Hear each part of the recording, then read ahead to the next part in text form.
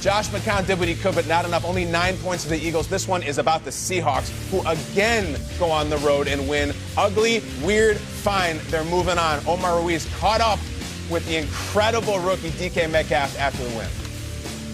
We knew it was going to be, a lot of man-to-man. The running back room's a little banged up, so, me, Tyler, Demo, we knew we had to make some plays out there. And the touchdown to fall down, pop back up, and then fight to get in the end zone. Take us through that play. Russ threw it up.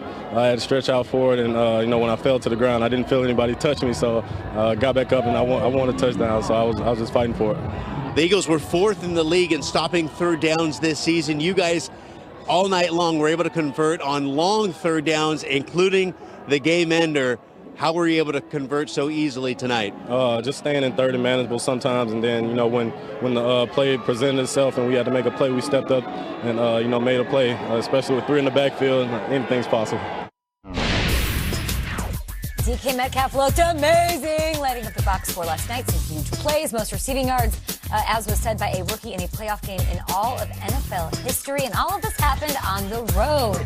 What stood out to us the most in the Seahawks win over the Eagles? Nate, let's start. Well, I'm glad we're coming off of DK because he was phenomenal. I mean, we're seeing his career take shape right in front of our eyes. He came out the draft, and all we could talk about was him with his shirt off, just looking yoked in that picture. The amazing combine that he had. But right now, when you look at Russell Wilson, it's like watching a master at work. When you're looking at DK, it's like watching a man turn into a beast. Because we all said if this man can learn how to be a wide receiver, and we're talking about the subtleties, catching on the sideline, catching over the middle, we're seeing it right here. And now we're seeing Russell Wilson trust a young wide receiver. I love Tyler Lockett. He is the big splash wide receiver on this team. But the number 1 wideout on the Seattle Seahawks is DK Metcalf. It took a while for him to get there, but you got to think about the skills he possessed. He's tall. He has wide range. His catch radius is huge. He can jump. He can outrun you. He can out-physical you. And the fact that he's catching with his hands now better than ever, you tell me something that he can't do. And if you have something on that list, I'll tell you you're lying. DK Metcalf might be one of the reasons these guys make a magical run to Miami. The biggest takeaway for me, DK was incredible. Russ was Russ.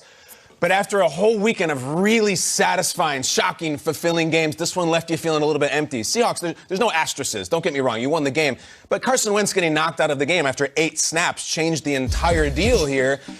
And people in Philly are mad. They got a little history with Jadeveon Clowney, who put a hit on Nick Foles a year ago. And look, they wanted a flag. Even if it is flagged, Wentz is still out. If it's one of these plays that I think looks really bad in slow motion, in regular motion, I think it was a crazy play that happened quickly, and I don't think Jadeveon Clowney is a villain. I really don't. At the end of this game, the Eagles are out there at home in a home playoff game with a quarterback who was retired in the offseason, 2 backup linemen, a wide receiver who played for the San Antonio Commanders, a wide receiver and a running back off the practice squad, and 5 guys that Howie Roseman found at Wawa. I mean, and they still were 1 touchdown away from it. Right. Nothing taken away from the Seahawks. They get it done again, but this one felt like it was like we didn't get the genuine article. And I don't care if you hate the Eagles, you hate Carson Wentz, you must feel kind of bad for the guy with what he's been through, standing on the sideline for the Super Bowl, and now 8 snaps in his first playoff game, he's done. Tough night. Josh McCown played valiantly, and there was a lot of emotion on that one. But I'm looking at the other quarterback, Russell Wilson, just finding a way to get done. It's never going to be pretty with this team this season. That's the 2019 Seahawks. That's what they are. It's going to be a 1-possession game. It's going to come down to the end. And sometimes it goes their way, and sometimes it doesn't. And last night on the road, yet again, on an East Coast city where everyone says, well, they got to travel to the East Coast. They got to go their way. Their defense held strong. They gave up less than 10 points, and Russell Wilson finds a way. And now Russell Wilson goes to Lambeau, and I have no doubt Russell Wilson can find a way. And if Russell Wilson, ugly team. Yeah, and if Russell Wilson has to go to San Francisco, I have no doubt he can find a way. Like, Russell Wilson is a winner. Russell Wilson is as gutsy as it gets. And for all the things that the Eagles didn't have on their offense, that offensive line in Seattle is not exactly the Hogs from the Redskins or the Cowboys from the 90s. Yeah, tough night. He's running around for his life, too. He makes plays happen. A lot of one-name quarterbacks left, right? We've got Aaron in Green Bay, obviously, and we've got Mahomes and Lamar. Couple bit the dust this weekend. Couple bit the dust. Russell is a one-name guy, and Russell's still alive. And for all those people who are outraged that he got some first-team All-Pro votes, guess what? Yeah. He can win some games, and he does it every single time. The road teams had more success on Wild Card weekend. Russell Wilson's had more success away from home and on the East Coast than at home. They're 4-4 at home this season. Now they're 8-1 on the road. They have to go to Lambeau. There's a lot of history between these two teams. We'll talk about it throughout the show. A lot of that history is in Seattle. This is going to be very interesting to see what they can do, and we can give all the offense love, and we can make excuses for the Eagles as far as what the Seattle defense brought to the table, but they were the 26th ranked defense going into this.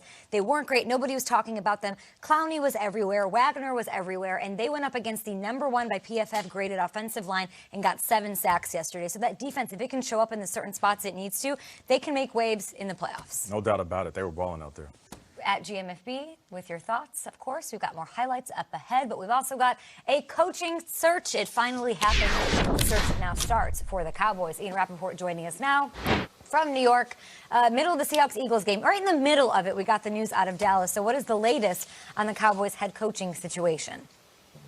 You know, usually, Kay, we talk about a coach being fired and you can say, all right, well, now the team can finally get to work. That is absolutely not the case with the Dallas Cowboys. We have known for at least 6 days, probably more, that Jason Garrett was not going to be the head coach of the Dallas Cowboys in 2020. The Jones family met with Jason Garrett on Monday and on Tuesday, discussed extensively their plans. Then they went away for a couple days, and then they began their coaching search. Jason Garrett was still employed technically by the Cowboys, although everyone knew which way it was going to go. They interviewed Marvin Lewis, the former Bengals coach, with kind of a focus on head coaches who have been there and done that. And then they spent a couple days with Packers coach Mike McCarthy, who, of course, rose to prominence with Aaron Rodgers. And we spent so much time the last couple of years dissecting the Rodgers-McCarthy relationship, kind of ignoring the fact that McCarthy helped Rodgers become what he ended up becoming. This would be someone that Dak Prescott would absolutely love, and his work on offense with the quarterback position, just in team in general, standing up in front of the team is something that may end up benefiting the Cowboys. So we knew all that was going on. And then in the middle of the Eagles game, they announced that they were not renewing Jason Garrett's contract, making it official. I thought, Kate, that they would end up doing this in the middle of Ron Rivera's press conference for the Redskins. I was wrong. It was in the middle of the Eagles playoff game. So close. Timing is everything. They wait a week after their season ends to fire their head coach. And now the search continues. Thank you so much, Ian. We'll have you back in a bit. Some key injuries to update us on ahead of the divisional round. Back here in studio, Shriggs, were you surprised? And did they handle this an acceptable way? It's certainly an unprecedented way. You couldn't make this way up. Jason Garrett apparently was also reportedly still lobbying for his job while they were meeting with Marvin Lewis and with Mike McCarthy. They finally closed the way.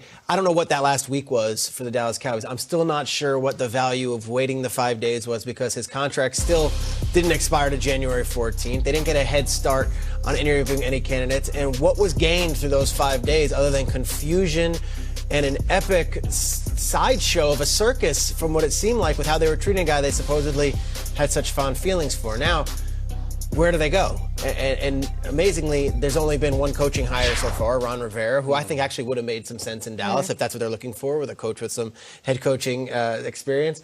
Do they go big swing? Do they go to one of these college guys? Do they try to make a trade for a current coach somewhere else? This is wide open. This is wide open as we speak. I'm still not sure what last week was, and why not just do it on Monday at 8 a.m. if that was the plan all along. Did they cost Garrett opportunities by waiting a week? No, because if he really isn't. Right. And I'm also curious if there's a line of suitors for Jason Garrett right now. Does he even get an interview? How did this help anyone? Why not just do it Monday? It was the softest firing of all time. It's not even a firing. Like, the way they even worded it was the Cowboys were not seeking a new agreement on a contract extension. That's like, we're not breaking up with you. It's just kind of ending. It's just sort of dissipated. And the lease is over. And maybe as a future Dallas Cowboys head coach, like, if you come here, we will love you. Like, I also think that Ian is onto something, that Jerry twisting the mustache and announcing it in the middle of an Eagles playoff loss is kind of awesome, too. So just whoever the next man is, like, if it doesn't work out, it's going to go beautifully at the end. Maybe that makes it more attractive. Because other than that, this was just this weird purgatory. Did they handle this correctly? I'll say yes. I mean, who are we to tell a billionaire how to spend his money or how to manage the hiring and firing of his employees? If they want to handle it the way he wants to, fine. You know, and now if there was a laundry list of coaches that got jobs and teams filled spaces and Jason Garrett was sitting back on the outside, hoping for a job, then I would answer this differently. But I feel like if Jason Garrett wants to go out there and throw his hat in the circle of coaches being fired, then he can still do that. And Jerry Jones is one of those individuals that even when we're not talking about the Cowboys, we're talking about the Cowboys. They didn't make the playoffs, so him having this little bit of a circle, they kind of made the playoffs, There's an expression that says, what's the use of having screw you money if you never say screw you? Exactly. Right? I think you said it. And I felt like it was all strategic that we were still talking about the Cowboys. They were the 13th team in the wild card round because we talked about them the entire week. I feel like they were like the 6th. Yeah, they might have. Well And done, there Jerry. will be Dak Prescott, and that is